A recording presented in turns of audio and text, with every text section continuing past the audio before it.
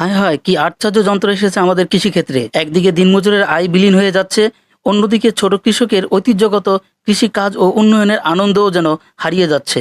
শুনেছিলাম এই আধুনিক ধান কাটার ও মাড়াইয়ের যন্ত্র বাংলাদেশে কয়েক বছর আগেই এসেছে, তবে এবারেই প্রথম আমাদের নিজের গ্রামে আমার চোখের সামনে এটি ব্যবহার হতে দেখলাম। সুযোগ বুঝে ভাবলাম, সামান্য জমি আমারও আছে, দেখি একবার এই যন্ত্র দিয়ে মাড়াই করে কতটা উপকৃত হতে পারি। যন্ত্রটি চালককে জানাতেই তিনি খুব দ্রুত আমার জমির কাছে চলে এলেন। আশেপাশের বাচ্চা বুড়ো সবাই ভিড় করলো দেখতে, যেন এক উৎসবের পরিবেশ।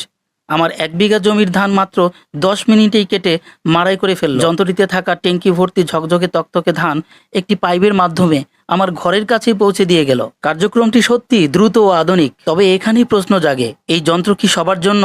এই যন্ত্রটি বড় কৃষকদের জন্য নিঃসন্দেহে উপকারী।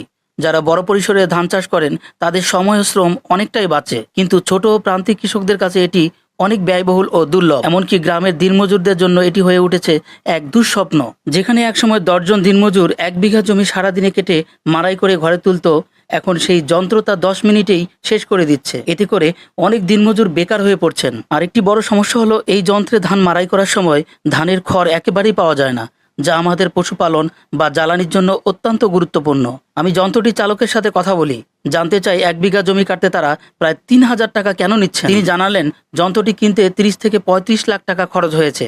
এর যন্ত্রাংশ খুবই ব্যয়বহুল, সামান্য সমস্যাতেও বড় খরচ হয়ে যায়, তাই এই খরচ তারা কৃষকের কাছ থেকে তুলতে বাধ্য হন। সবকিছু বিবেচনা করে বুঝলাম, এই যন্ত্রটি এখনো সবার নাগালের নয়। আমি নিজেও তেমন লাভবান হতে পারিনি, বরং দেখতে পেলাম এই প্রযুক্তির কারণে আমাদের এলাকার অনেক দিনমজুর কাজ হারাচ্ছেন। তাই আমি অনুরোধ জানাই বাংলাদেশ সরকার ও কৃষি বিভাগের প্রতি, বিশেষ করে যারা প্রান্তিক কৃষক এবং দিনমজুরদের নিয়ে কাজ করেন, তারা যেন এই বিষয়ে গুরুত্ব দেন। সরকার যদি এই যন্ত্রগুলোর মূল্য ভর্তুকি দিয়ে কমিয়ে দেয়, যন্ত্রাংশ আমদানির সুবিধা দেয় আর দিনমজুরির বিকল্প কর্মসংস্থানের ব্যবস্থা করেন, তাহলে সবাই উপকৃত হবে। উপকৃত হবে কৃষক, দিনমজুর, যন্ত্র পরিচালনাকারী ও পুরো দেশ।